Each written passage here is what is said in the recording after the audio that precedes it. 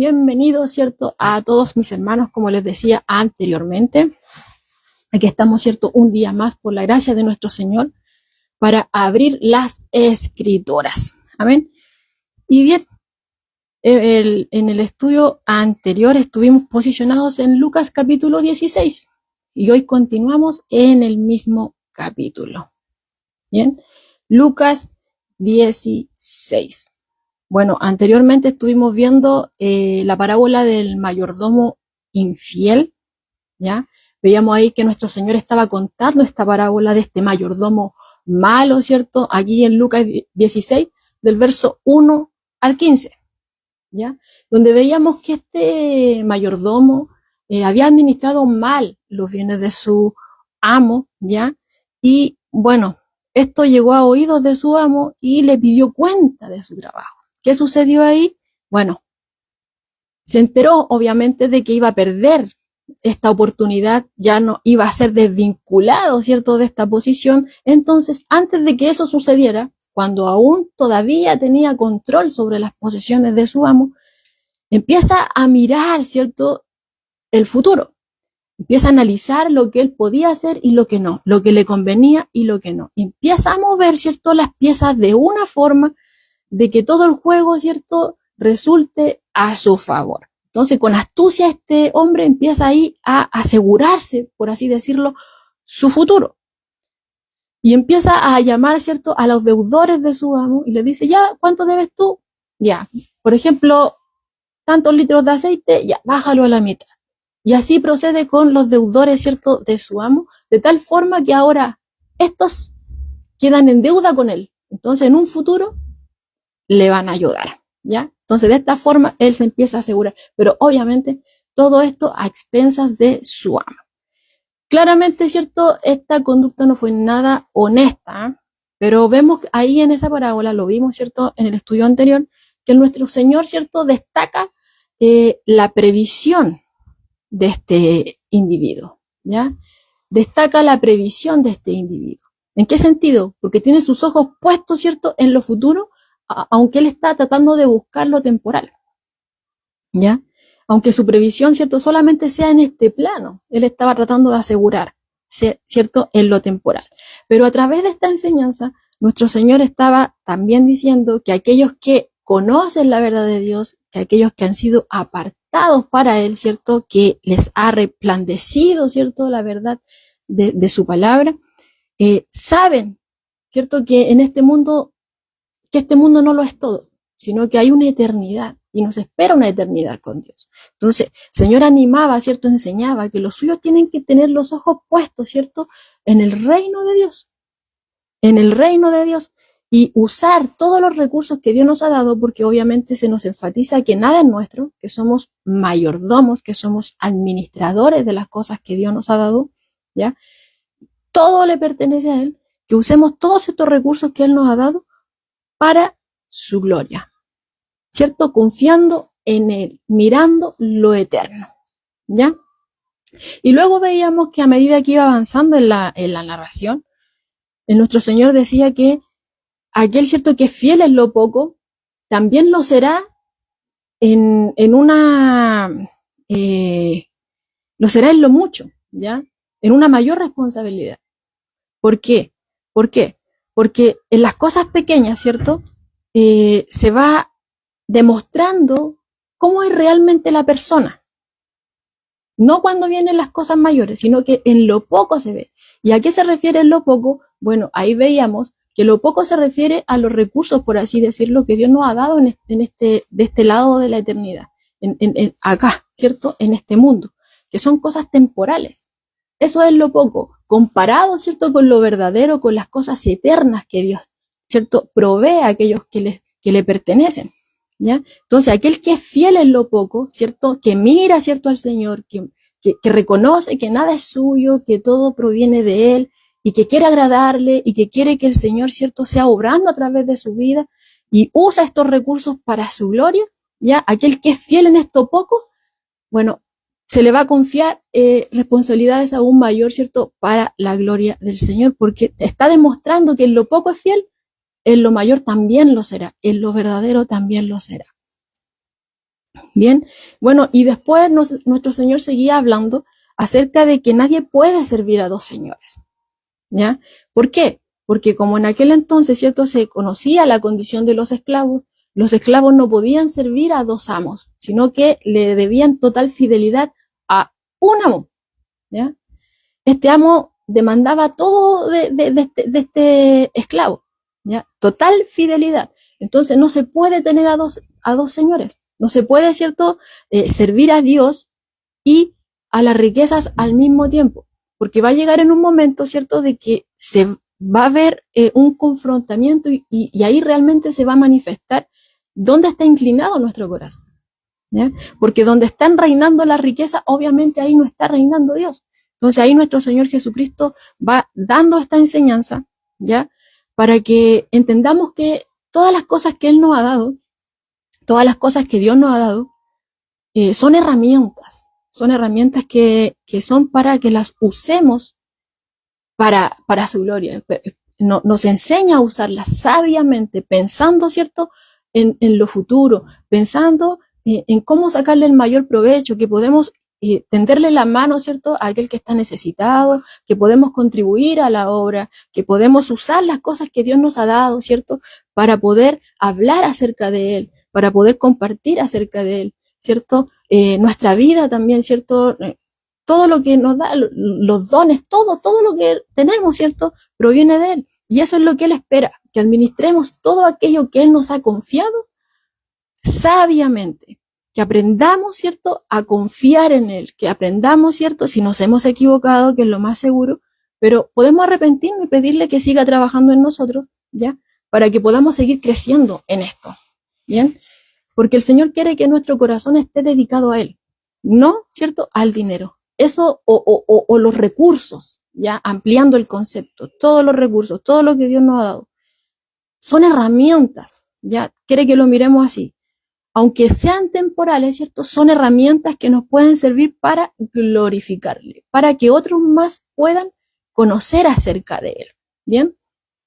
Eso es lo que estuvimos viendo en simples palabras, ¿cierto?, el martes pasado. Aquel que no lo pudo ver, bueno, ahí está el video aún, ¿cierto?, en la página de Iglesia GESED.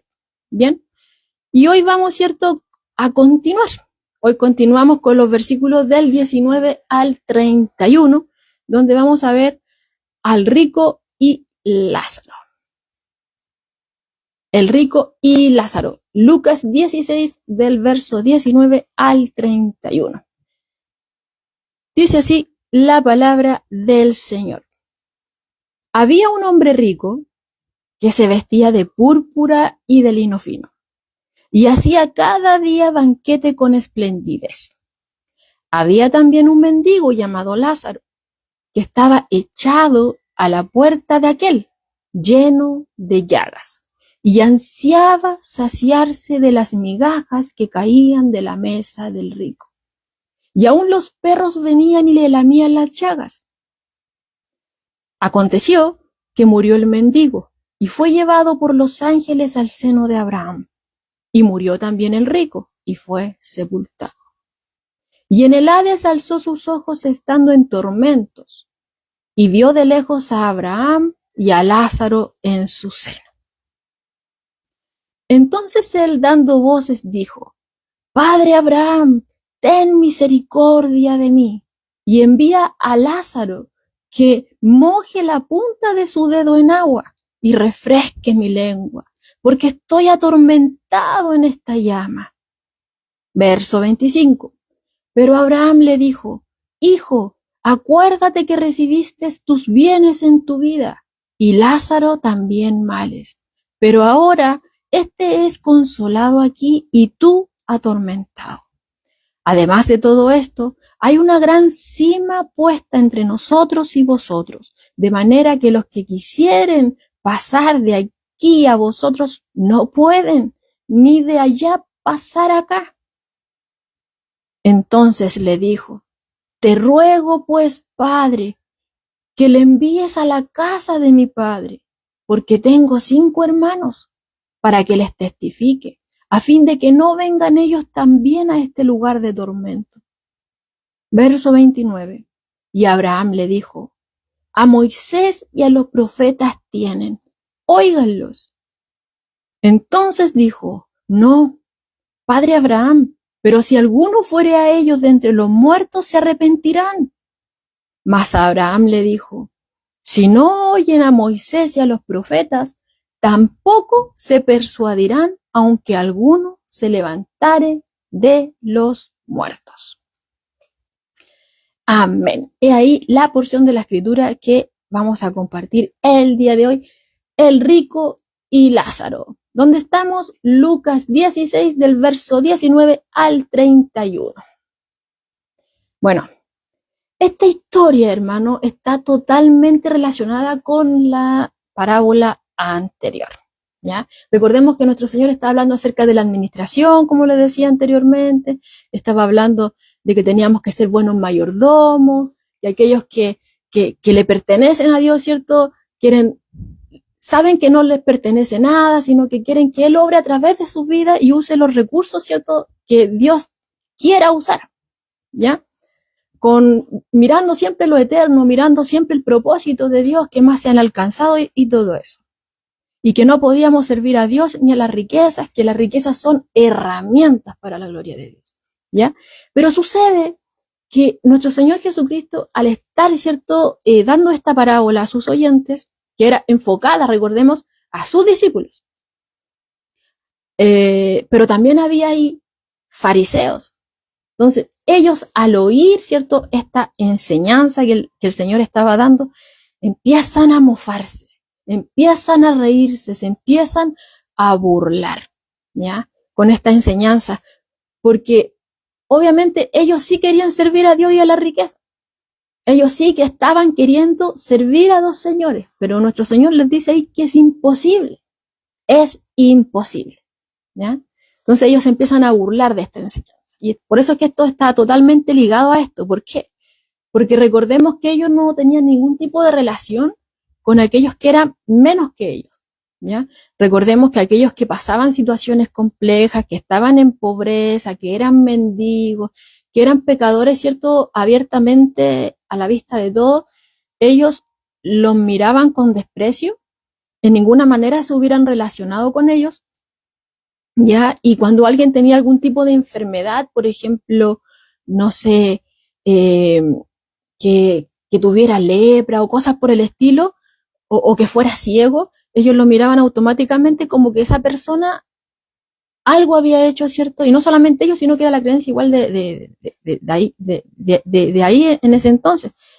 Algo había hecho él o quizás sus padres, ¿cierto?, para que hayan nacido así, ¿ya? O para que les haya sucedido esa cosa, porque algo hicieron, por lo cual, ¿cierto?, el desagrado de Dios se manifestó de esa forma en tal persona, como que el juicio llegó. Y una de las cosas que también ellos creían, ¿cierto?, era que las riquezas, ¿ya?, eran señal del respaldo de Dios. O sea, en pocas palabras, de que ellos estaban siendo fieles. Si alguien era fiel, entonces era igual riqueza, igual respaldo de Dios. Pero por otro lado, decían pobreza, ¿ya?, desagrado de Dios, juicio de Dios. Algo hizo, ¿ya? Entonces ellos asociaban la pobreza a que Dios, ¿cierto?, ahí algo estaba castigando, juicio de Dios. Entonces vemos acá que si bien ellos consideraban las riquezas como la señal de aprobación de Dios y la pobreza no, ¿ya? Cristo, a través de esta enseñanza, ¿cierto?, en este cuadro, ¿cierto?, que presenta, muestra, ¿cierto?, a un rico, a alguien que tenía mucho dinero, como lo vamos a ver, pero que no era justo, que termina, ¿cierto?, su alma perdiéndose. Ahí vemos, ¿cierto?, que la riqueza no es señal de la aprobación de Dios o del respaldo de Dios, ¿ya? Y por otro lado, Cristo muestra a un pobre que sí era justo, aunque no tenía riqueza, ¿ya? Entonces vemos acá, ¿cierto?, como leíamos, que nuestro Señor Jesucristo, ¿cierto?, al presentar a estos dos hombres, el más evidente contraste que vemos, ¿cierto?, al leer, es la situación económica, ¿ya? Porque podemos ver acá que el hombre rico se describe como alguien que era muy acaudalado, alguien que tenía mucho dinero, que a diario se vestía de púrpura y de lino fino, ya que no era cualquier tipo de vestimenta, ya. Y de hecho, que se vistiera de púrpura, eso ya significa algo muy caro. ¿Por qué? Porque alguien que tenía el dinero, ¿cierto?, para usar este tipo de prendas, eso significaba que su prenda exterior, su prenda, ¿cierto?, había sido teñida con un tinte color púrpura, ¿ya? ¿Y de dónde se extraía este tinte? De los caracoles marinos. Y para poder extraer los caracoles no era nada fácil, entonces era mucho trabajo, y como era mucho trabajo, era muy costoso. Entonces, solamente aquellos que tenían mucho dinero podían darse este tipo de gustos. Entonces, al estar diciendo acá el Señor Jesucristo que se vestía de púrpura, ya estamos hablando de alguien, ¿cierto?, que tenía mucho dinero. Esto era muy costoso. Era muy costoso, ¿ya? Y por otro lado, cuando habla, ¿cierto?, de que también se vestía de lino fino, bueno, ahí ya está hablando acerca de lo mismo, que tenía aún más riqueza, ¿ya? Y no para ahí, sino que continúa diciendo de que este hombre, ¿cierto?, era tan rico, que cada día hacía banquete, ¿ya? Cada día hacía banquete. Entonces podemos ver que este hombre cada día vivía para sí mismo, cada día, ¿cierto?, no le hacía falta nada, lo tenía todo. Si quería vestirse de tal, lo tenía. Si quería hacer banquete, lo hacía. Tenía de todo, no tenía ninguna necesidad, ¿ya? Pero por otro lado, vemos que había un mendigo que estaba ahí, ¿cierto?, a la entrada de su puerta, ¿cierto? Y cada vez que este rico atravesaba su puerta, lo veía ahí. Pero vemos que él estaba totalmente enfocado en su vida, él estaba totalmente enfocado, ¿cierto?, en autosatisfacerse en esta vida autogratificante, esta vida pomposa, y al final estaba tan centrado en sí mismo que ignoraba a este pobre mendigo y no hacía nada, teniéndolo todo, no hacía nada por aliviarle el sufrimiento a este hombre. Que era lo que Jesús venía hablando, como les decía, en lo anterior, cuando decía que aquellos, cierto, que pertenecen a Dios se va a notar en sus obras, se va a notar porque van a extender la mano de misericordia. Esa mano de misericordia que Dios les dio a ellos la van a extender a su prójimo, ¿cierto? Eso es lo que Jesús estaba diciendo. Pero aquí vemos que está hablando de alguien que lo tenía todo, tenía todos los medios, tenía todo, pero no hacía nada por aliviar, ¿cierto?, el sufrimiento de aquel que lo necesitaba. Entonces podemos ver acá que en ese marcado contraste que nuestro Señor Jesucristo hace de estos dos hombres, vemos que totalmente opuesto al estilo de vida de este rico, estaba esta situación desesperada en la que se encontraba el mendigo, ¿ya? Quien además de ser pobre en extremo, como la escritura nos va diciendo, de que estaba lleno de llagas. Esta llaga ulcerosa, estaban abiertas, supurando. O sea, imagínense el dolor que tiene que haber sentido ese hombre. Haber estado ahí, ¿cierto? Quizás cómo tenía su vestimenta, alguien que tenía una herida, ¿cierto?, abierta, o incluso cuando se haya reventado una ampollita, ¿cierto?, queda la piel descubierta. Uno sabe el dolor que se siente cuando se pasa a llevar con algo, cuando algo roza, ¿bien? O se pega, ¿cierto?, y duele más, arrasa más, daña más, ¿cierto? Pero duele en gran manera. Y él estaba lleno de llagas, ¿cierto?, de estas lesiones que estaban abiertas, que estaban supurando. Esto tiene que haber sido un cuadro bastante impuro, ¿cierto?, para aquellos que estaban oyendo ahí, ¿ya? Pero vemos que el Señor Jesucristo lo presenta así, de esta forma, a lo más bajo que ellos podrían considerar, o lo que ellos consideraban como el castigo, la ira de Dios en su máximo esplendor sobre una persona. Así presenta el Señor a este hombre.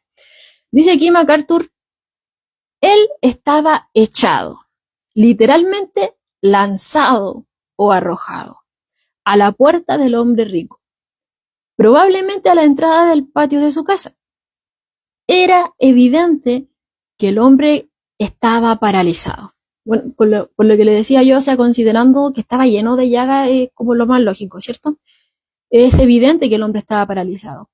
Y aquí añade MacArthur algo más, dice, y que lo habían abandonado. O sea, era evidente que lo habían abandonado porque no, quizá ya no se podían hacer cargo de él, no lo podían cuidar quizá de la manera en que se esperaba que fuera cuidado. Entonces quizás ellos tenían la esperanza de que este rico que lo tenía todo, lo pudiera ayudar, lo cuidara. ¿Ya? Entonces ese es el comentario que nos da acá MacArthur, de que fue dejado prácticamente este hombre ahí con la esperanza de que fuera ayudado por este rico. Ahora, claro está de que este es un comentario, la escritura no lo dice así, ¿ya? Pero igual está bueno, por eso lo quise compartir. Ahora, lo que sí nos dice la escritura, de que el sufrimiento de este hombre no termina con que estuviera ahí, ¿cierto? De que estuviera una situación bastante compleja, que fuera un mendigo, que estuviera pobre en extremo, que estuviera lleno de llagas, sino que vemos también que el Señor describe que este hombre estaba muerto de hambre, tenía mucha hambre, se moría de hambre. Era tan intensa esa hambre que él tenía, que él ansiaba alimentarse, ¿cierto?, de esas migajas que caían de la mesa del rico. O sea, él estaba viendo los banquetes que este hombre cada día hacía con esplendidez, como dice la escritura. Él lo veía y veía cómo se le caían, ¿cierto? Cómo esas migajas, ¿cierto?, caían y él anhelaba comerlas. Es como que se nos viene a la mente, por ejemplo, el hijo pródigo, cuando tocó fondo, ¿cierto? Y él anhelaba comer la comida de los cerdos. Aquí vemos, ¿cierto?, que este hombre, ahí en lo terrible de su situación, no teniendo nada, él anhelaba comer de las migajas, de las sobras, ¿cierto?, que caían de la mesa de este rico. Ahora aquí hay otro comentario de MacArthur que también les voy a leer, que como que habla un poco acerca de, para que entendamos acerca de estas migajas. Dice aquí, las migajas eran pedazos de pan duro. Óigalo, eran migajas, las migajas eran pedazos de pan duro que los invitados de la cena usaban para limpiarse las manos, ¿ya? Y luego los lanzaban debajo de la mesa para que los perros los comieran, ¿ya? Ahí amplifica un poco más con este comentario, ¿cierto? MacArthur, diciéndonos de que no eran ese tipo de migajas que nosotros pensábamos que cuando los panes que nosotros tenemos, ¿cierto? Y de repente caen así un poquito, no. Eran pedazos de pan, ¿cierto? Con que se limpiaba la mano, ¿cierto? Como nos dice el comentarista acá, los invitados a la cena y se la daban a los perros, ¿ya? Debajo de la mesa para que las comieran. Y ahora, esos mismos perros que se comían esas migajas, ¿cierto? De esos pedazos de pan duro, esos mismos perros venían, o sea, por si no fuera poco todo lo que venía pasando este hombre, estos mismos perros venían y le lamían las llagas, ¿ya? Y los perros de aquel entonces no eran como los perros que nosotros estamos acostumbrados a ver hoy día, estos perros domésticos, no, sino que eran perros, no, eran diferentes los perros en aquel entonces. De hecho, en la escritura cuando habla de los perros, ¿cierto? No, en ninguna manera se refiere a algo bueno, ¿ya? Entonces no esperemos que decir, no, eran perros quizás como los de hoy en día. No, eran como más bien medios salvajes, ¿ya? Entonces, ni siquiera tenía fuerzas, por así decirlo, para quitar a los perros que prácticamente lo tenían ahí, lo estaban acorralando y lo estaban ahí lameando, ¿ya? Pero ¿qué sucede? A medida que nuestro Señor va avanzando, ¿cierto?, en esta narración, llega a un punto en el cual dice, ya bien, en la vida, ¿cierto?, había un contraste extremo. Pero ya sea rico, ya sea pobre, ya sea quien sea, va a llegar a un punto en que todos se van a igualar. ¿Y cuál es ese punto? Que todos van a morir. Sea que tenga mucho, sea que no tenga nada. Todos llegamos a la muerte. Y aquí vemos lo mismo. Ambos mueren, ¿ya? Ahora, aquí hay un comentario, ¿cierto? Porque la escritura, por ejemplo, no enfatiza esto, pero sacándolo por lógica, ¿ya? Dicen que el contraste aún con sus cuerpos, cuando ellos ya abandonan, ¿cierto? Este plano terrenal, continúa el contraste. ¿En qué sentido? Porque dicen que cuando muere, obviamente, el mendigo, que estaba enfermo, que era indigente, ¿cierto? Y que estaba hambriento, lo más probable es que no hubo sepelio, no hubo un entierro, ¿ya? No hubo ni un funeral, ni honra, ¿cierto? Para él aquí, luego cuando él muere, ¿ya? Sino que lo más probable, muchos comentaristas apuntan a esto, de que lo más probable es que su cadáver haya sido lanzado al basurero junto con todos los desechados, ¿cierto? De la sociedad, con todo el resto de parias sociales, ¿ya? Entonces, lo más lógico, lo más cierto, considerando todo lo anterior, que no tenía nada, ¿cierto? Que estaba ahí, no tenía nadie, es que no hubo sepelio, sino que su cuerpo fue tomado y arrojado, ¿cierto? Al basurero con todo el resto de parias sociales. Y por otro lado, considerando la posición del rico, es lógico, ¿cierto? Que hubo ahí un entierro, pero no cualquiera. O sea, si estamos viendo de que este tipo, ¿cierto? Se vestía con ropas de púrpura, ¿cierto? De lino fino, que hacía banquetes con esplendidez, que no tenía necesidad de nada, tenía muchos bienes. Entonces, a diferencia del pobre, este hombre sí fue sepultado, ¿ya? Y obviamente fue quizá un cortejo fúnebre totalmente pomposo, ¿ya? Y, y tiene que haber sido puesto en una tumba costosa, la mejor de las mejores, ¿ya? Entonces, pero podemos ver acá que a pesar de que él tenía todo, a pesar de que él tenía todo, ¿ya? Todos esos recursos, tenía dinero, amigos, quizás tenía privilegios, tenía un prestigio, nada de eso lo pudo salvar de la muerte. Nada de eso le pudo añadir otro día de vida. Nada de eso le aseguró el futuro. Lo podemos ver acá. ¿Ya? Lo podemos ver acá. ¿Por qué? Porque vemos algo que, si bien esto es algo que a lo que los comentaristas, ¿cierto? Llevan a entender respecto a lo que nos va diciendo la narración, sí, el pobre no tuvo entierro, lo más seguro fue lanzado. El rico, obviamente sí, ¿ya? Pero ni todo el dinero, ni todo lo que tenía realmente le pudo evitar, ¿cierto?, la muerte. Y ahora, siguiendo la narración, nos damos cuenta de que no pudo asegurar su eternidad. Nada de lo que tuvo, ¿cierto?, de este lado de este lado, en lo terrenal, nada de lo que logró, nada de lo que tenía, nada de su posición, ni de su prestigio, ni privilegio, nada le pudo asegurar la eternidad. Porque ahora este contraste, que estaba, ¿cierto?, en vida, que lo más probable, como decían los comentaristas, que también se manifestó cuando ellos murieron con sus cuerpos, ¿cierto?, se amplifica en el gran extremo en la eternidad. Se amplifica aún más, ¿ya? Porque en esta historia, el Señor describe que cuando Lázaro muere, bueno, lo primero que notamos es que ya por fin es fin a su sufrimiento. Ya no va a estar más anhelando, ¿cierto? Ahí ver cómo caen estas migajas, ¿cierto? Estos trozos de pan duros, ¿cierto? Que comían los perros. Ya no los va a anhelar más. Ya no va a tener para los perros, ¿cierto? Ahí lamiéndole la herida, que no tenía fuerza para poder quitarlos. Ya no va a estar más ese sufrimiento de haber estado, ¿cierto?, en esa condición de extrema pobreza, ahí lanzado, arrojado, ¿cierto?, a la entrada de la puerta de este hombre rico. Quizá esperó que lo ayudara, pero quien tuvo todo y ni siquiera le tendió una mano. Pero eso ya no va a estar. Vemos acá que todo eso de sufrimiento terminó. Todo el sufrimiento que tuvo en vida terminó para Lázaro, ¿ya? Y aún más, el Señor Jesucristo dice que Dios envió ángeles para escoltar, ¿cierto?, su espíritu al lugar de consuelo, de felicidad, ¿ya?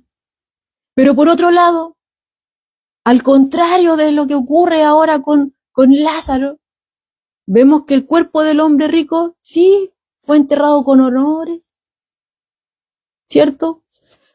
Tuvo quizá el tratamiento completo, ¿cierto?, dado al cadáver, pero vemos que en la eternidad su alma se fue a parar al Hades, ¿ya? O sea, perdió su alma, terminó en la perdición, terminó en la condenación.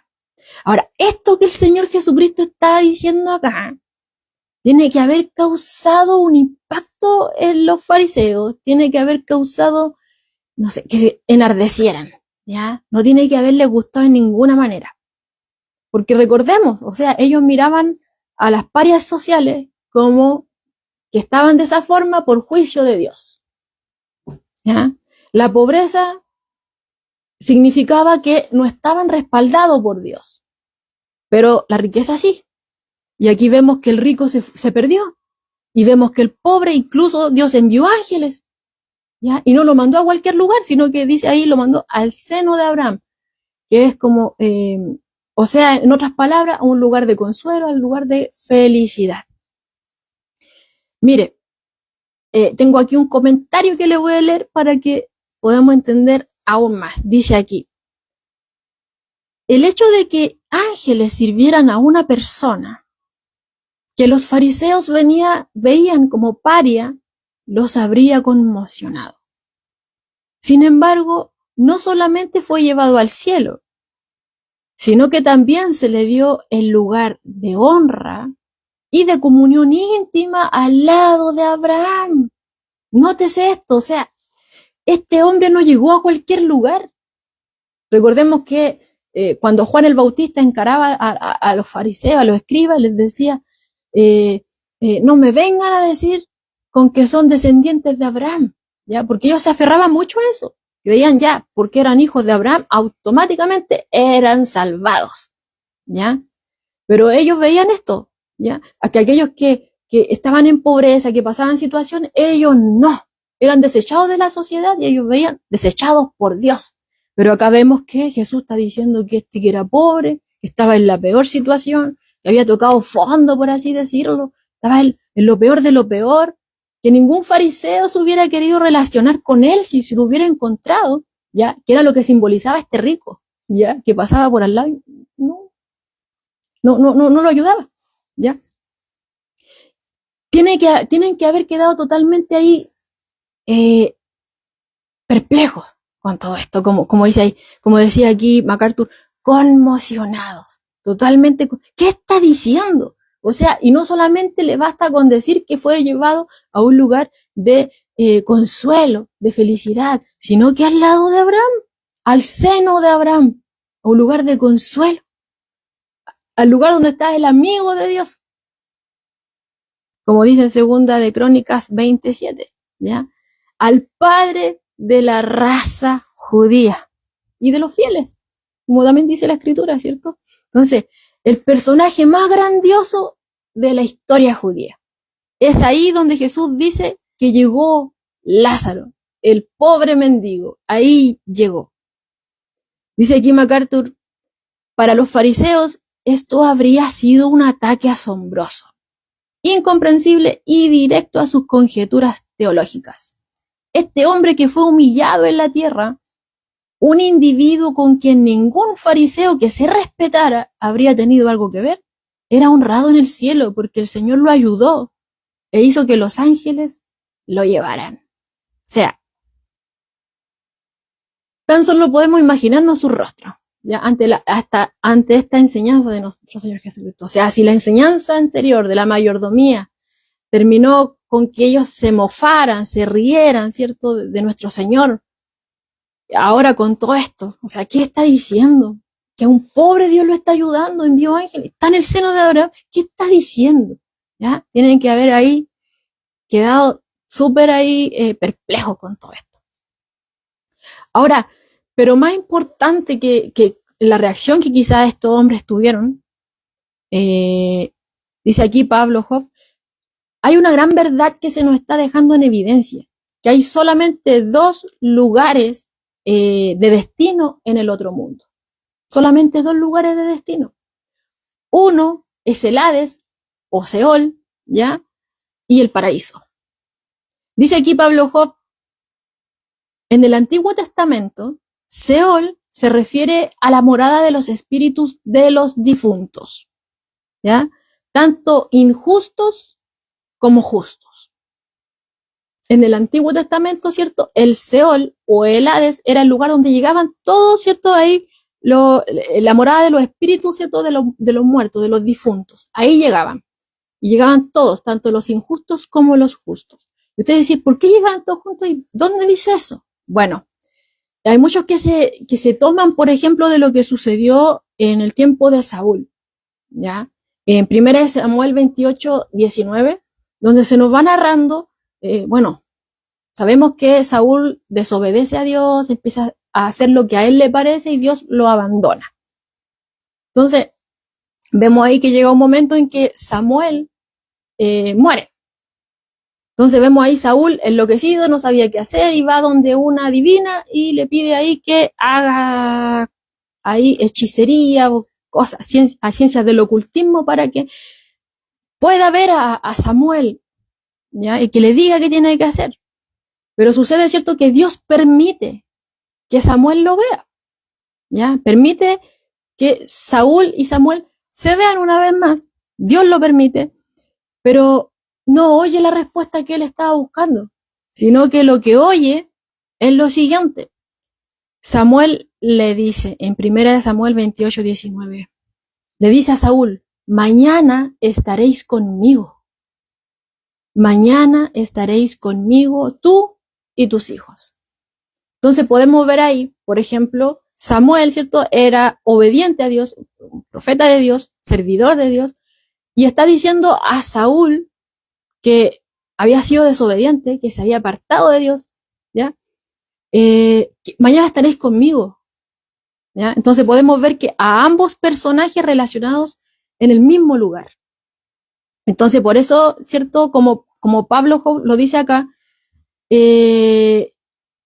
muchos comentaristas llegan a esto de que el Seol, ¿cierto? O el Hades se refiere a esta morada de los difuntos, pero el lugar donde llegan tanto estos espíritus de los injustos como de los justos. Esto es como tomándose de esto, ¿ya? Del Antiguo Testamento. Pero continúa diciendo acá Pablo Job, en el Nuevo Testamento, sin embargo, nunca señala que los justos vayan a ese lugar, ¿ya? En el Nuevo Testamento nunca señala que los justos, ¿cierto? Aquellos que creen en Dios vayan ahí. De hecho, claro, lo primero que nos viene a la mente, por ejemplo, es cuando estaba Jesús, ¿cierto?, en la cruz y al lado estaba este ladrón arrepentido. ¿Qué fue lo que le dijo Jesús? Hoy estarás conmigo en el paraíso. Lo dice Lucas 23, 43. ¿Ya? Jesús se lo dijo. Hoy estarás conmigo en el paraíso. Un lugar diferente. Entonces, eso parece indicar, ¿cierto?, que los creyentes van inmediatamente a la presencia de Dios. Y por otro lado, por ejemplo, nos encontramos con Pablo en Filipenses 1:23, cuando dice que para él partir es estar con Cristo, ¿ya? Lo cual afirma lo anteriormente. Entonces, en base a esto, Pablo Job nos dice, ¿cierto? Y lo que vemos también reflejado en este cuadro que Jesús nos está presentando, que solamente existen dos lugares de destino en el otro mundo, ¿ya? En el Seol o el paraíso, que es lo que nos marcaba acá Jesús. Hoy estarás conmigo en el paraíso. Bien, ese es un comentario de MacArthur. Ahora, siguiendo con la narración, nos vamos dando cuenta que nos dice, por ejemplo, acá, ¿qué versículo? Acá. En el versículo 22, dice, aconteció que murió el mendigo y fue llevado por los ángeles al seno de Abraham. Y murió también el rico y fue sepultado, ¿ya? Y fue sepultado. Y en el Hades abrió sus ojos, estando en tormentos, vio de lejos a Abraham y a Lázaro en su seno, ¿ya? Entonces ahí vemos que en el versículo 23 nos dice que este rico, una vez que muere, ¿cierto? Él aparece, ¿cierto? Su espíritu, dice, estaba ya en el lugar de tormento, Y él alzó sus ojos y él vio, ¿cierto? Ahí a Abraham y a Lázaro. Entonces, con esto nos podemos dar cuenta de que él estaba plenamente consciente de su entorno. Este hombre estaba plenamente consciente de dónde estaba, que era un lugar de tormento. Él estaba totalmente consciente de su entorno. Él vio a Lázaro, él vio y lo reconoció, y a Abraham, ¿ya? Y entonces podemos ver acá que su alma no estaba dormida, que no salió tampoco de su existencia, no. Él estaba totalmente consciente. Es lo que Jesús está dándonos a entender con esto. Dice aquí Pablo Hoff, la memoria permanece en los espíritus que existen en el otro mundo. Claro, y lo vemos acá, con lo que Jesús está presentando, ¿ya? Que la memoria permanece en los espíritus que existen en el otro mundo, ¿ya? Y es probable, dice aquí Pablo Hoff, que la llama más dolorosa en el infierno consiste en el remordimiento. En el remordimiento. Claro, y lo podemos ver aquí ejemplificado con este hombre. Lo vemos ejemplificado con él, ¿ya? Lo vemos ejemplificado con él. Pero ahora que vamos a ir avanzando, lo vamos a ir viendo por qué. Bueno, Jesús a través de esto, hermanos, nos está mostrando que así como Lázaro ejemplifica a aquellos que, ¿cierto?, en la muerte, obviamente que aquellos que confían en Dios cuando están, ¿cierto?, cuando mueren, cuando dejan este mundo, van de inmediato a disfrutar de las bendiciones de Dios, de la presencia de Dios, pero conscientemente, conscientemente. Pero también vemos acá a través de este hombre rico, ¿ya?, que se ve, ¿cierto?, que aquellos que no son redimidos, que aquellos que rechazan, por así decirlo, a Dios, van de inmediato al tormento, pero conscientemente también. Conscientemente van al infierno, ¿ya? Plena conciencia, totalmente conscientes de su entorno, lo podemos ver acá, ¿ya? Eso es lo que podemos ver acá. Ahora, podemos ver también en esta imagen que el Señor nos está dando, que este hombre rico hizo algo que quizá en vida nunca había hecho, que era pedir misericordia. Nunca había tenido necesidad, nunca había pedido esto en su vida, pero este hombre hace una petición de misericordia, ¿ya? Y vemos que a través de esto, él está como reconociendo su culpa, ¿ya? Pues porque no demandó inocencia, no dijo, no, yo soy inocente, ¿por qué estoy aquí? No dijo, Señor, yo, no vemos nada de eso, él no demanda inocencia, ¿ya? Tampoco está cuestionando que este castigo es muy severo, no, sino que en lo que él se enfocó es en buscar misericordia. Lo que él quería era un alivio, aunque sea temporal. Nótese, él quería un alivio temporal. Aquel que no dio alivio a este hombre que estaba a la puerta de su casa, ¿cierto? Totalmente cubierto de llagas, hambriento, que lo veía ahí, ¿cierto? Arrojado, lanzado ahí. Este hombre que no hizo nada por él, estaba pidiéndole ahora, le decía, Padre Abraham, dile, manda a Lázaro, ¿cierto? Que meta su dedo ahí en el agua. Tan solo quería una gota de agua. Un momento de alivio a ese tormento, a esa llama en la que él estaba, a ese tormento. ¿Ya? Estaba pidiendo que aquel a quien él no había ayudado, bueno, le diera alivio ahora a él. Una gota de agua, solamente una gota de agua, algo que nunca hubiera pedido, nunca en vida lo hubiera pedido. Pero aquí lo pide, ¿ya? Estaba totalmente desesperado, solamente quería un breve momento de alivio, ¿ya?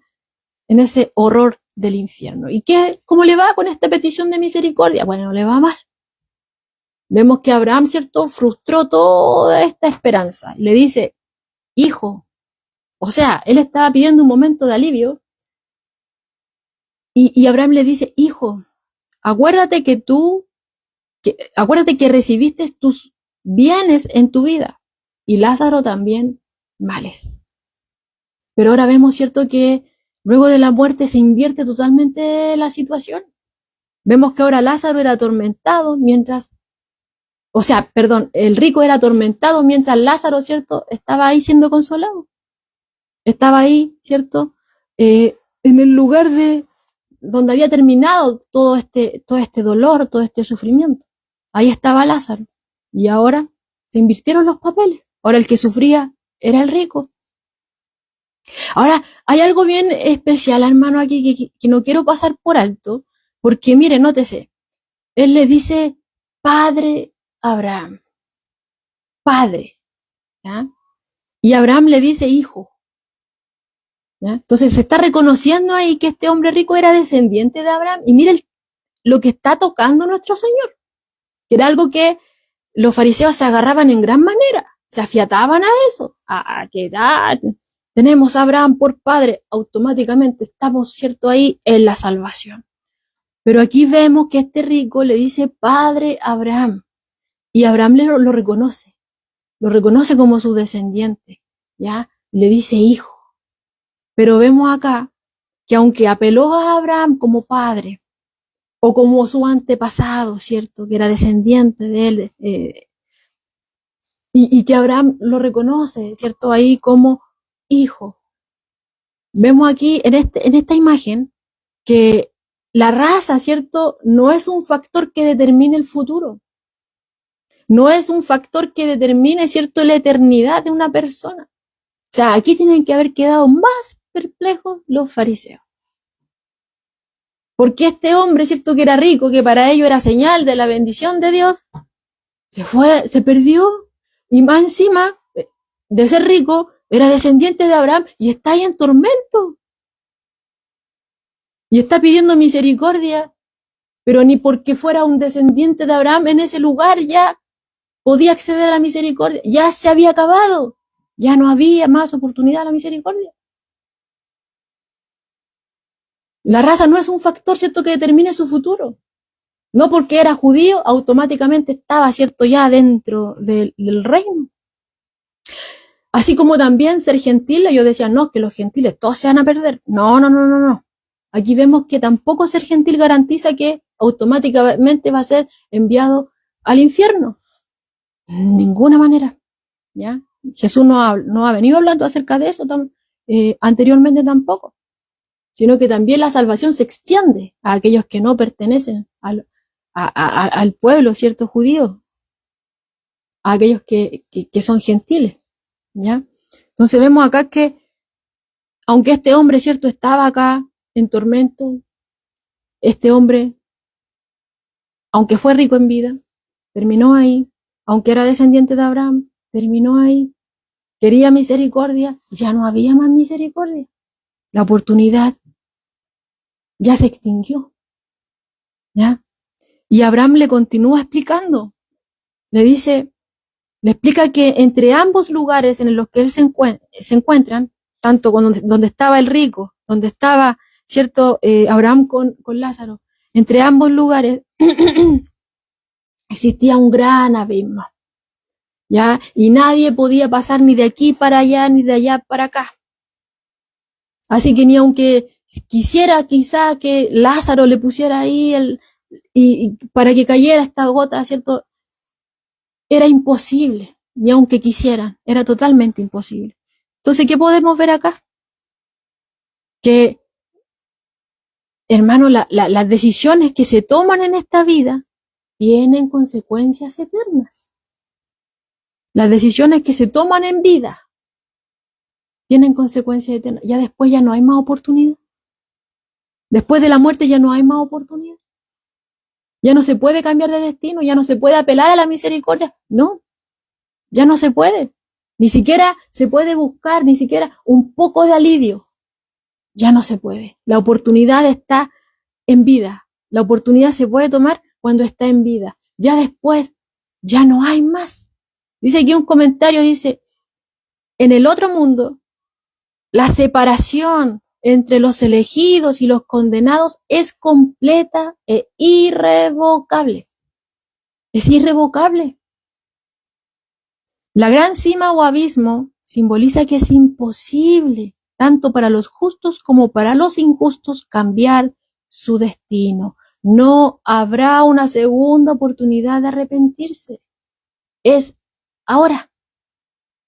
Es ahora que el Señor está llamando. Es ahora. Dice que lo busquemos en tanto que lo podemos hallar. ¿Y cuándo? Cuando estamos vivos. Ya después ya no se puede, ya no habrá. Hay muchos que dicen, no, si después cuando yo quiera me arrepiento. Pero no es así. No es así. No tenemos el destino nosotros asegurado en nuestras manos. Las riquezas vemos aquí que no aseguraron el futuro del rico. Así también la pobreza tampoco pudo salvar, ¿cierto? A este hombre que era mendigo, si no fue porque Dios obró ahí. Es por gracia. Pero esa gracia se presenta cuando estamos en vida. Luego, cuando ya dejamos este plano, ya no hay más oportunidad. Y aquí lo dice, o sea, tiene consecuencias eternas. Las decisiones que tomamos ahora tienen consecuencias eternas. Y ya después no hay lugar para arrepentimiento. Por eso ahí decía que quizás la peor llama en el lugar de tormento va a ser el remordimiento. ¿Cuántas veces tuve la oportunidad y no la acepté? ¿Cuántas veces? Y ya es irrevocable, ya no hay un lugar de alivio. No hay nada. Ya no hay nada más. Entonces vemos acá, hermano, que este rico, al comprender lo que Abraham le estaba diciendo, de que era totalmente imposible responder de la manera que él quería que le respondieran, que esto era irrevocable, que era irreversible. Entonces, ahora ya cambia la petición. Dice, ya, como no hay caso conmigo, ya es irrevocable, no puedo cambiar ya aquí de mi destino. Bueno, mis hermanos que se salven. Y le pide ahí que por favor le dice que mande a Lázaro, ¿cierto? Para que advierta a sus hermanos, que tenía 5 hermanos y él no quería que llegaran ahí donde estaba él, a sufrir como estaba él. Pero esta petición también fue rechazada. Y Abraham le dice, tienen a Moisés, tienen a los profetas, a ellos, oigan. ¿Ya? Porque no van a creer ni siquiera si uno resucitara de los muertos. Dice ahí terminando la lectura. A ellos tienen, a Moisés y a los profetas, que era la escritura, ¿cierto? Lo que ellos conocían en aquel entonces. Nosotros hoy tenemos la revelación completa, pero lo que ellos tenían aquel entonces, ¿cierto? Era Moisés, tenían la ley, ¿cierto? Tenían a Dios hablando por medio de los profetas. Entonces ellos, a través de estas palabras que está diciendo este rico, se nos da a entender automáticamente de que tanto él como sus hermanos tenían conocimiento de todo esto. Tenían conocimiento, estaban familiarizados con Moisés, con la escritura, ¿cierto? Están familiarizados con los profetas, con lo que Dios había hecho, cómo Dios había obrado con la nación, las promesas de Dios, el llamado al arrepentimiento. Estaban familiarizados con todo esto.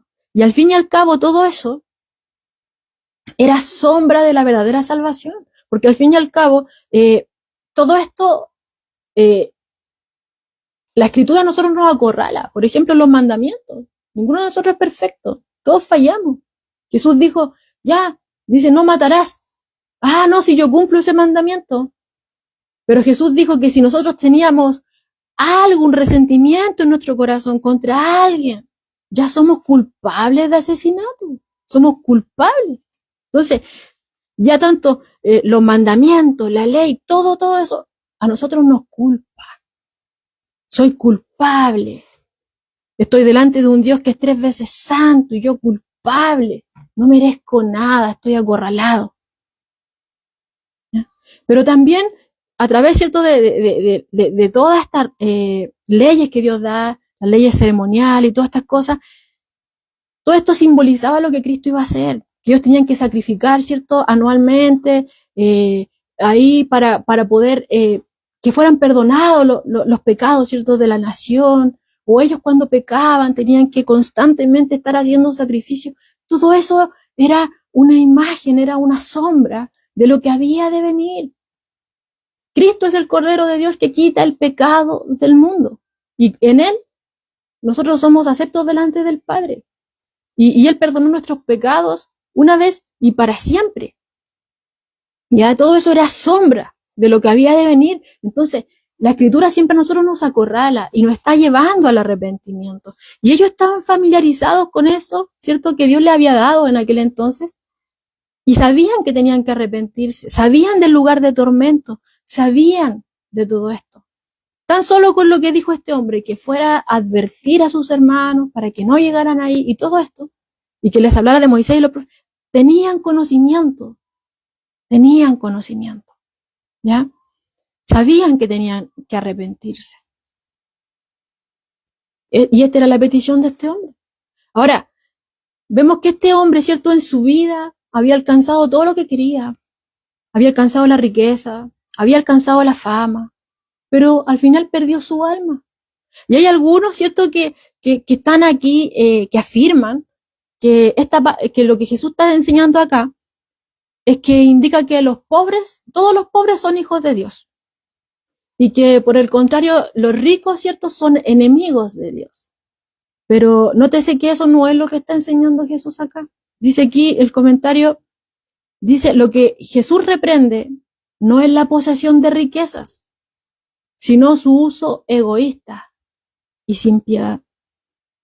El rico no fue condenado por vestirse de púrpura y de lino fino, y por celebrar todos los días fiestas espléndidas, sino que por no hacer nada por Lázaro que yacía en su puerta. Aunque la manera en que usamos los bienes terrenales no es el único factor que determina nuestro destino, los que no practican la misericordia por los necesitados pararán inexorablemente en el infierno. Dice aquí este comentario de Pablo Hoff. Ahora, algunos, bueno, como dice aquí Pablo Hoff, ese no es el único factor, ¿ya? Porque recordemos que nosotros no somos salvos por obras, ¿ya? Sino por gracia. Cristo fue el que hizo la obra perfecta. Y nosotros por fe somos salvos en Él, en su obra perfecta. Nosotros somos imperfectos, ¿ya? Por eso no somos salvos por obra. Nuestras justicias son como trapos de inmundicia delante de Dios. No tenemos mérito alguno. Pero cuando Dios salva,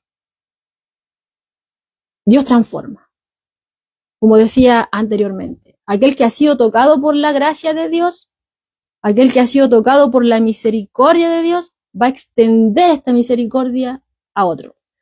En otras palabras, se va a notar que yo le pertenezco al Señor. Cuando el Señor gobierna nuestros corazones, se nota, ¿ya? En nuestro trato con los demás y así por el estilo. Como dice Santiago, la fe sin obras es muerta, ¿ya? No somos salvos por obras, pero Dios nos transforma para que andemos en buenas obras, que son evidencia de nuestra salvación, ¿ya? Así que aquí, por ejemplo, afirmar, porque algunos pueden decir, no, es que aquí Jesús está diciendo que aquel que es egoísta se va al infierno.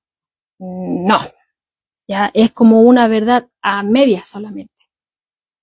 ¿Por qué?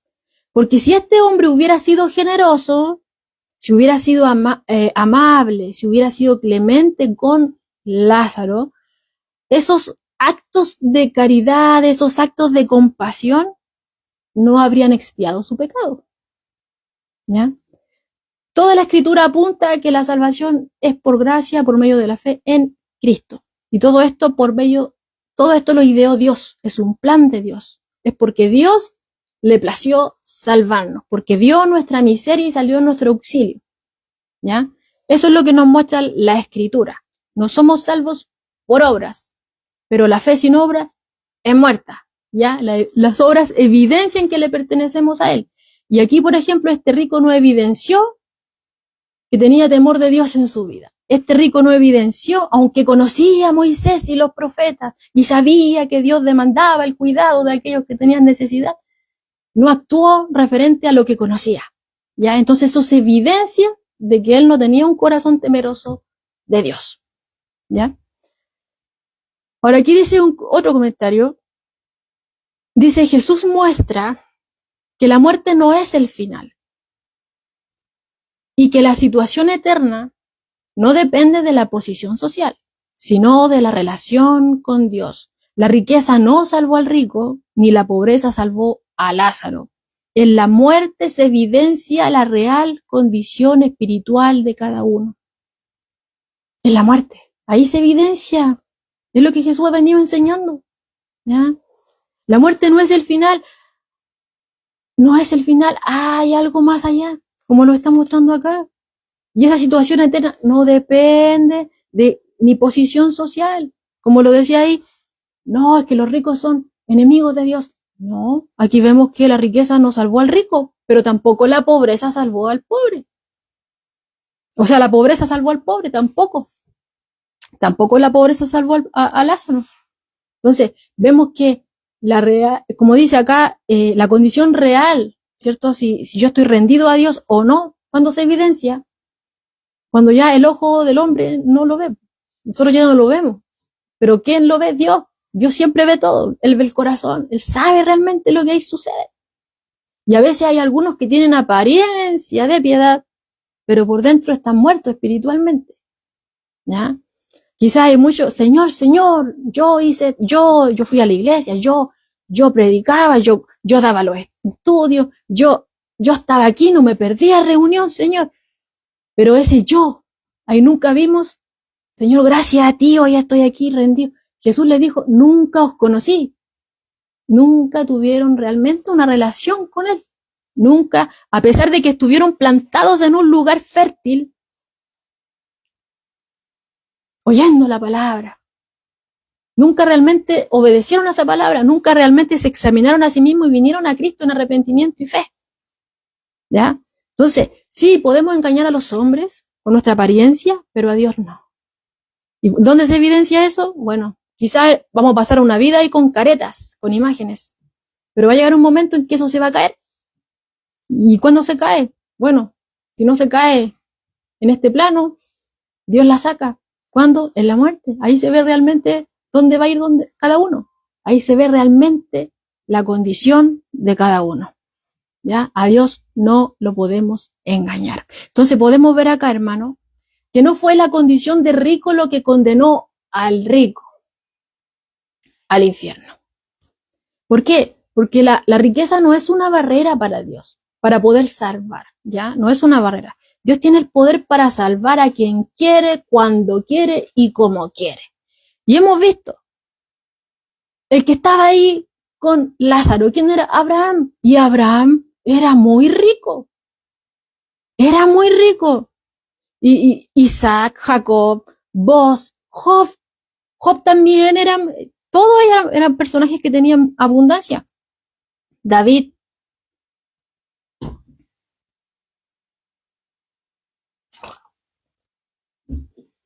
Eran personajes que tenían mucha abundancia. Y por otro lado, por ejemplo, tenemos a Salomón y finalmente a José de Arimatea, ¿ya? Vemos a un José de Arimatea que aparece en escena en la muerte de nuestro Señor Jesucristo cuando no tenía, ¿cierto?, ahí donde ser sepultado, y vemos que ahí José de Arimatea aparece en escena con Nicodemo, y bueno, ahí preparan el cuerpo y lo ponen en una... Él provee, ¿cierto?, de una tumba para el Señor, ¿ya? De esta roca para que fuera ahí sepultado. Entonces vemos que sea rico no es problema para el Señor. No es problema para el Señor, ¿ya? El Señor salva a quien quiere, cuando quiere y como quiere, ¿ya? Entonces, solamente queda una razón para que este hombre rico se perdiera. Y por extensión, todos aquellos que no son redimidos. Una razón por la cual fue a parar aquí al infierno. Y que está en evidencia aquí en esta escritura. Que está en evidencia en lo que Jesús acaba de decir. Pero quizás muchos pasan por alto y solamente se conforman con decir, no, fue por egoísta. Este hombre dejó en evidencia que no creía la verdad bíblica. Dejó en evidencia que no creía en la verdad bíblica. ¿Y cómo lo evidencia? Que ni siquiera actuaba conforme a ella, ¿ya? Y Abraham lo deja en evidencia, porque Abraham, por ejemplo, él afirma la suficiencia de la Escritura a esta petición que el hombre hace de que envía a Lázaro. Le dice: a Moisés y los profetas tienen, óiganlos, óiganlos. ¿No quieres que lleguen aquí? A ellos tienen, ellos son voceros de Dios, ¿ya? Para que el hombre venga al arrepentimiento, busque de Dios, reconozca su bancarrota espiritual y se rinda a Dios. A ellos tienen, ¿ya? Que los oigan. Es voz de Dios a través de estos hombres. Pero vemos que este hombre delata su falta de fe, la delata.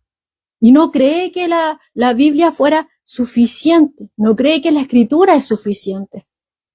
Este hombre demanda una señal, él pide una señal. Ahí dice que, ahí sí, le dice: no, padre Abraham, no me digas que a Moisés y a los profetas, ¿cierto?, tienen y que a ellos lo oigan. No, no, pero padre Abraham, si alguno fuere a ellos, o alguno que se levantare de los muertos fuere a ellos, entonces sí se van a arrepentir. ¿Ya? Entonces vemos ahí que esto fue una queja, ¿eh? ¿Ya? Fue una queja porque ellos estaban diciendo: no, tú estás diciendo que la Escritura es suficiente, pero no es suficiente. La Escritura no es suficiente, pero te hago una solicitud y esto sí va a ser suficiente. Una señal. ¿Ya? Demanda una señal. Entonces vemos ahí que ellos tenían la información, tenían el conocimiento, conocían la Escritura, sabían del arrepentimiento, sabían de este lugar de tormento, sabían, ¿ya? Pero ellos querían una señal, les faltaba la señal convincente. Y esto es exactamente lo que hicieron los fariseos, constantemente le estuvieron pidiendo señales a nuestro Señor, pero nuestro Señor no se las dio.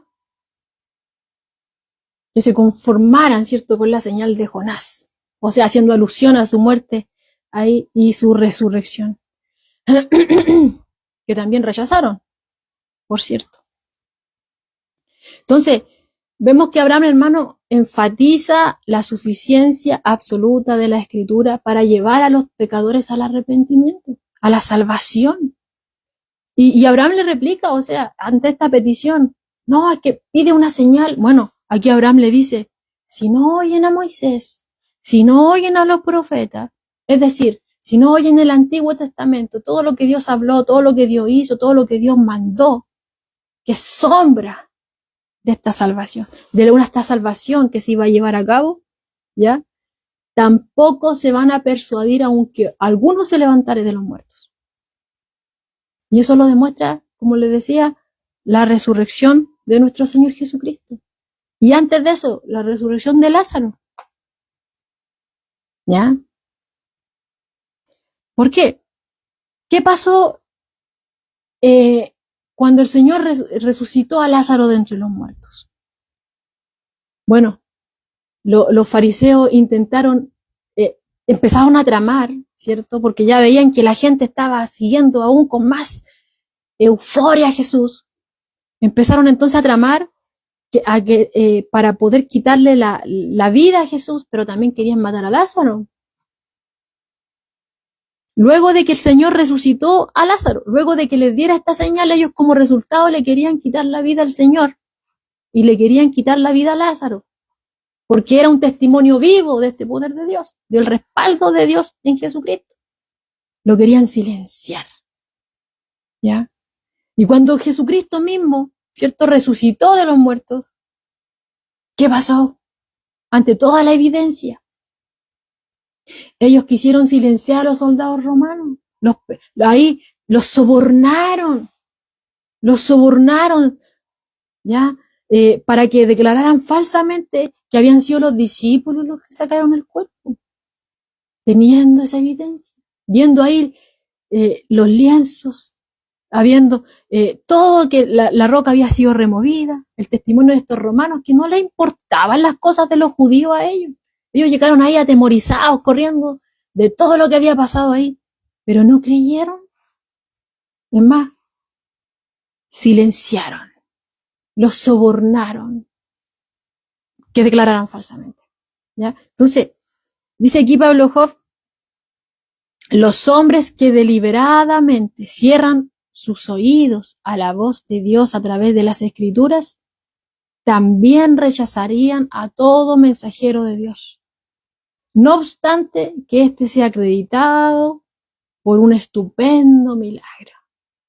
Si no oyen a Moisés, si no oyen a los profetas, si no oyen la voz de Dios por medio de las Escrituras, si no oyen al siervo de Dios, no van a oír, no se van a persuadir ni aunque uno se levante de los muertos. Y Jesús aquí lo está anunciando. Anunció esto que iba a pasar, anunció que iba a pasar, ¿cierto? Cuando resucitó a Lázaro y aún más cuando él resucitó. Él lo anunció antes de que sucediera, que iba a ser así. Entonces, a través de esto, estamos viendo que el principal problema acá no es la falta de señales, sino que es dureza de corazón. ¿Ya? ¿Por qué? Porque la palabra de Dios ya tiene todo lo necesario para llevar al hombre al arrepentimiento. Tiene todo lo necesario. Entonces, tanto para el hombre rico, como para Israel, como para todos aquellos, ¿cierto?, que llegan al infierno, el problema no es la falta de información. Lo estamos viendo acá. No es la falta de información, sino que es el rechazo a esta verdad. Juan 3:19. Esta es la condenación, que la luz vino al mundo y los hombres amaron más las tinieblas que la luz. ¿Por qué? Porque sus obras eran malas. Así de simple.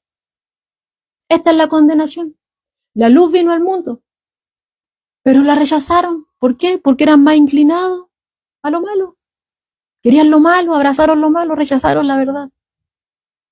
Aquel que tiene a Cristo tiene la vida, pero aquel que rechaza esta salvación de Dios, bueno, la ira de Dios está sobre él. Ahí está la salvación. Es ahí la decisión en la cual cada uno de nosotros nos enfrentamos. La decisión que tenemos que tomar. ¿Cuál es la respuesta a esta invitación de Dios, a esta salvación de Dios? Claro está.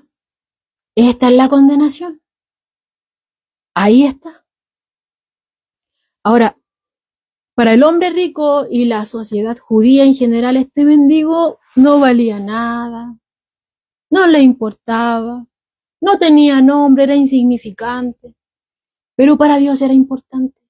Y Jesús aquí lo muestra, que a pesar de toda su situación, Él le da un nombre. Al rico no tenía nombre, no se le da un nombre acá, dice, había un rico, pero aquí Jesús le puso un nombre a este hombre, que no fue un nombre porque sí, dado al azar, ¿ya? Sino que el nombre que le puso describía lo que Dios hizo por él.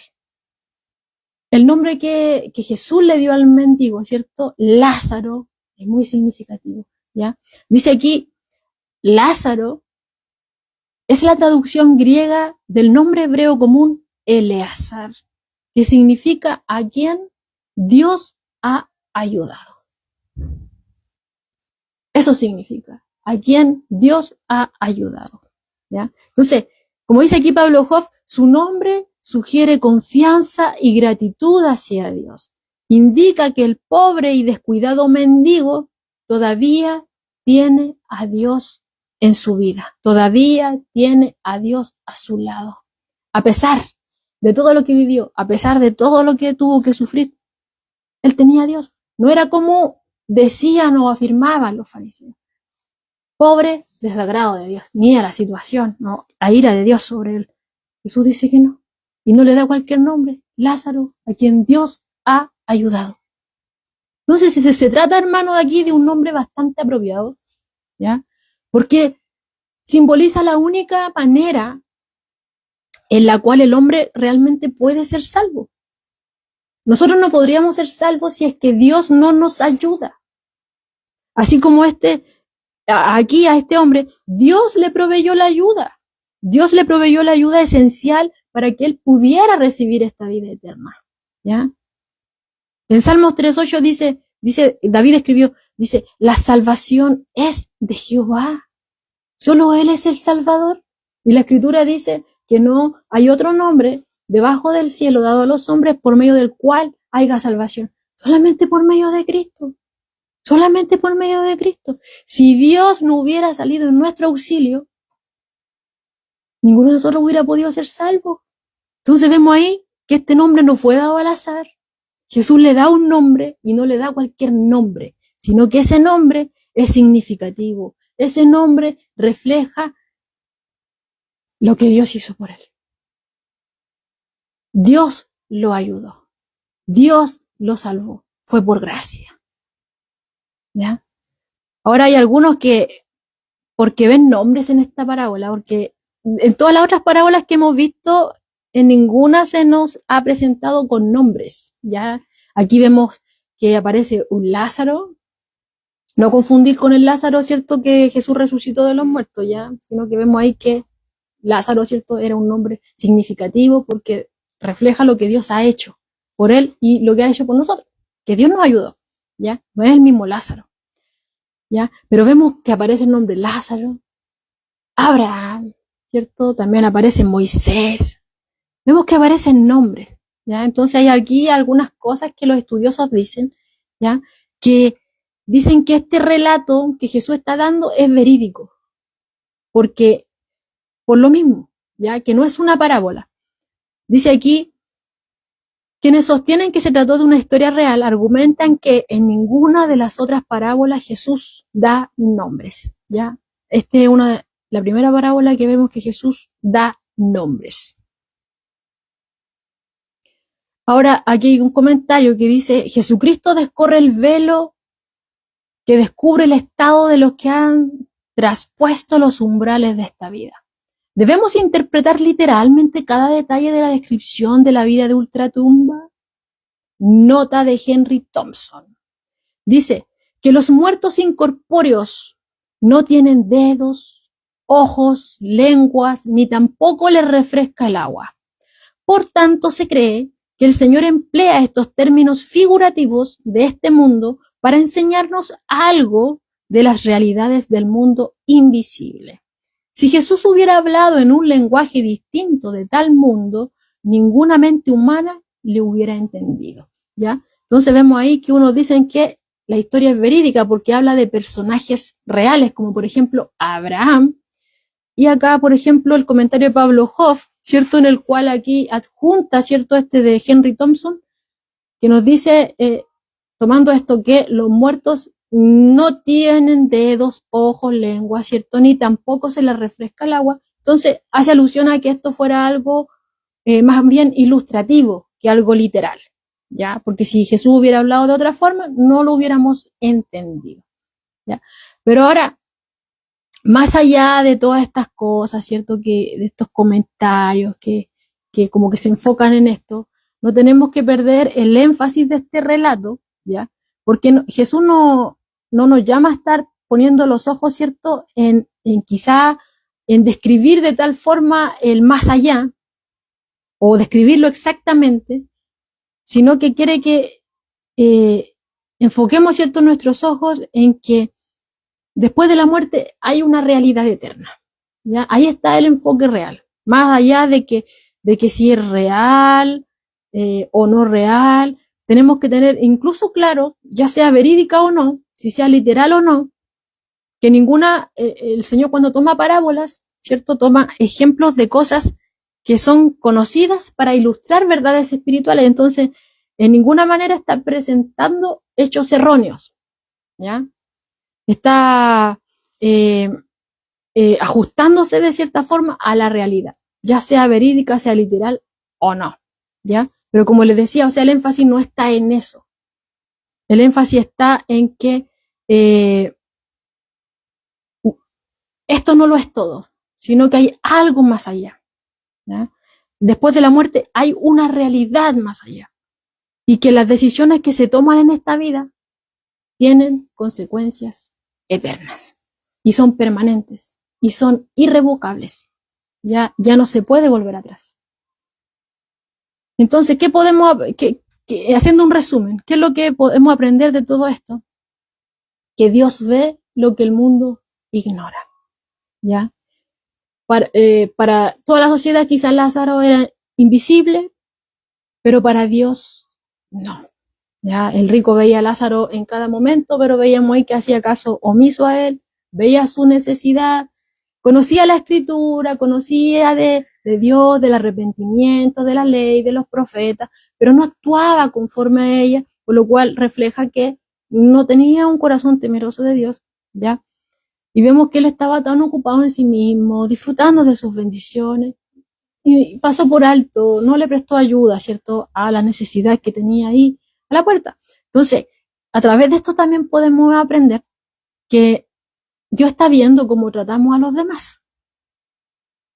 ¿Ya? Entonces, a través de esta parábola también se nos invita a preguntarnos a nosotros mismos, o sea, ¿a quién está poniendo Dios delante de nosotros? Y uno de los ejemplos más cercanos es, por ejemplo, cuando se nos pide oración, cuando se nos dice, pido oración por tal persona, es como que tuviéramos, ¿cierto?, a esta persona aquí a la entrada de nuestra puerta. Pero muchos, ¿cierto?, hacen oídos sordos a esta petición de oración, no les interesa y siguen haciendo lo que, igual como este rico, siguen ocupados en su vida, ¿ya? Y este es un ejemplo como algo cotidiano, ¿ya? Es algo como, podríamos decir, en lo poco, ¿ya? De poder orar, que realmente es mucho, aunque muchos lo consideran poco, es mucho, porque estamos presentando la necesidad de aquella persona que está en necesidad, esta necesidad urgente, delante de Dios. Y nosotros también nos estamos ahí involucrando, ¿ya? Entonces, es como un ejemplo simple, ¿ya?